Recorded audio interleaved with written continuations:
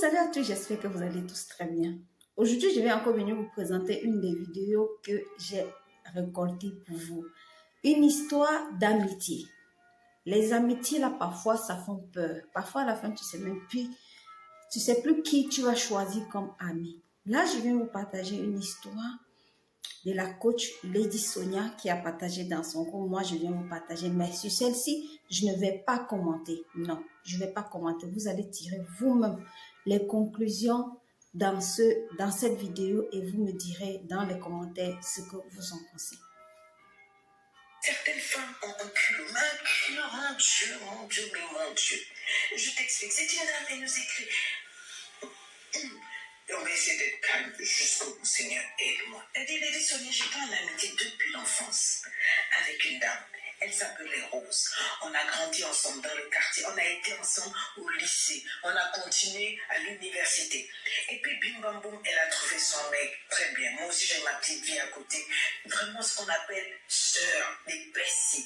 Nos deux mamans s'entendent bien, les familles, ça va, etc. La vie était cool, ouais. Et donc, quand son homme l'a demandé en mariage, pour moi, c'était presque naturel qu'elle vienne me demander à moi d'être la dame de compagnie, la dame d'honneur, et tout et tout. Et comme je savais qu'elle avait des petites difficultés financières, elle m'a dit, oui, mais en tant que dame de compagnie, il va vraiment falloir que tu mettes la main à la pâte financièrement pour le mariage et tout et tout.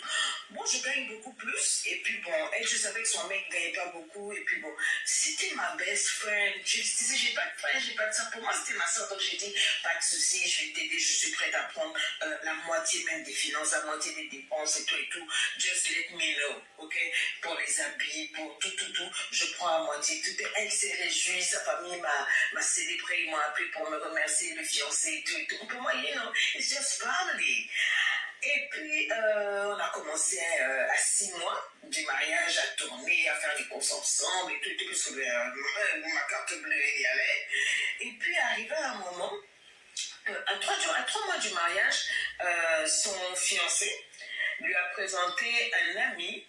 Et cet ami-là avait une copine.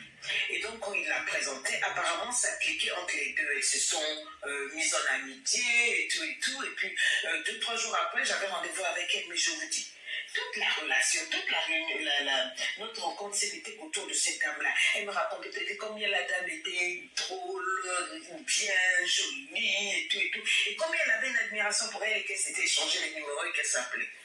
Fine, on n'est que des amis, c'est pas moi qui vais je vais gérer ta vie, non, il n'y a pas de souci.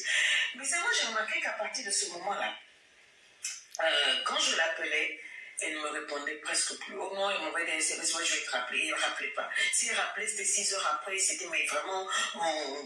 Rappelez, c'était pas comme au début. Au début, on pouvait faire 3-4 heures au téléphone, on parlait de tout, de rien, on faisait des bérets, on critiquait et tout. Mais là, elle m'appelait, elle disait non, je suis occupée et tout. Elle était pas m'appeler. Quand elle dit elle, là, c'est la fille là. Elle était pas m'appeler. C'était maintenant, elle par-ci, elle par-là. J'étais pas jalouse du tout. Moi, je continuais toujours à faire les dépenses avec elle pour tout. Elle m'envoyait les factures. Oui, ça, j'ai payé, tout et tout et tout. Donc, calmement. Et puis, après, j'ai demandé est-ce que je pouvais passer pour qu'on essaie de voir certaines choses pour les vêtements. Elle était devenue glissante. Façon. J'étais, bon, au moins pour les filles d'honneur et tout, et puis rien. Et puis un jour, je suis allée au supermarché. Et là-bas, j'ai rencontré une de nos amies en France commune. Et puis la copine me dit, ah, mais au fait, pour la fête, cette fête-là, est-ce que tu pourras emmener ceci, cela? Je lui ai dit, la fête de quoi? D'enterrement de vie de jeune fille, voilà. Est-ce que tu pourras m'emmener, je sais pas qu'est-ce que ça m'a demandé, je me suis arrêtée, j'ai dit, il y a une fête d'enterrement de jeune fille, de jeune fille. Elle dit, oui, quoi, c'est prévu dans 2 semaines, la mariée t'a pas dit tout ça, toi t'es la dame de compagnie, la dame d'honneur, donc c'est même toi qui devais organiser tout et tout. J'ai dit, mais c'est étrange comme on n'est pas parlé. C'est vraiment étrange, you know? Et après, je l'ai appelée, elle n'a pas décroché. 2-3 fois, j'ai appelé, après, je suis passée chez elle. J'ai dit, mais en fait, j'ai appris qu'il y a une fête d'enterrement de la vie de jeune fille et tout. C'est quand même bizarre que je suis pas au courant et tout.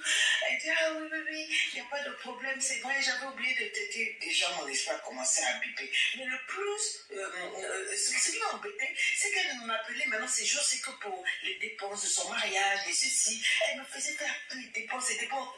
Moi, je me suis dit, on ne parle plus, on ne sort plus, il n'y a plus rien. Et puis tout ce qu'elle me dit, c'est la copine là. Bon, pas de souci. Bon, je dis, mais c'est quand même bizarre pour cette fête-là, normalement, c'est la dame de compagnie qui organise tout ça. Bon, mais c'est pas grave, je vais y aller. Quand je suis allée,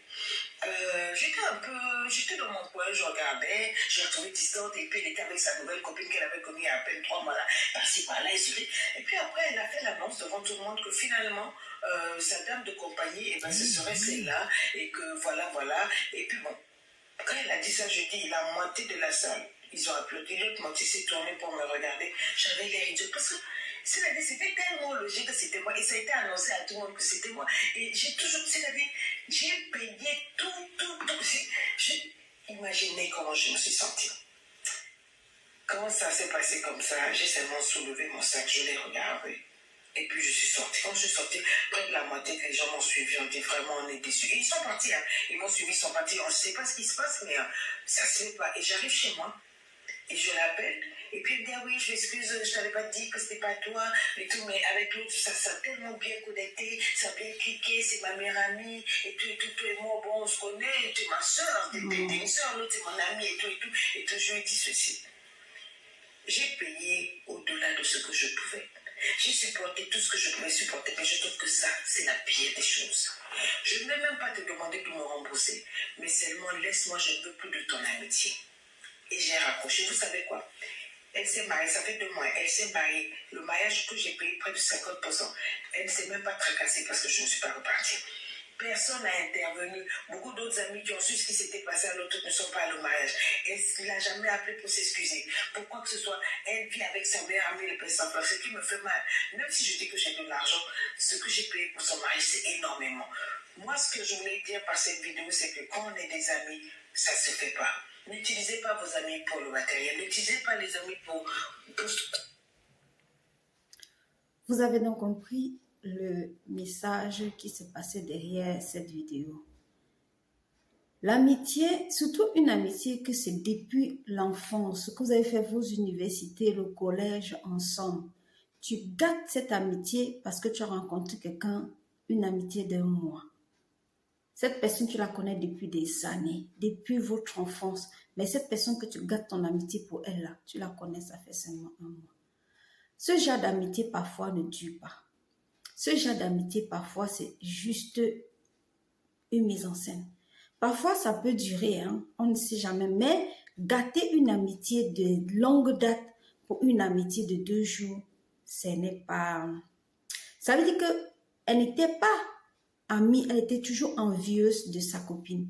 Parce que si tu gâtes une amitié, une personne qui prépare, qui fait ton mariage, et elle t'aide parce que tu n'as pas les moyens, tu gâtes ton amitié par rapport à ça. Franchement, c'est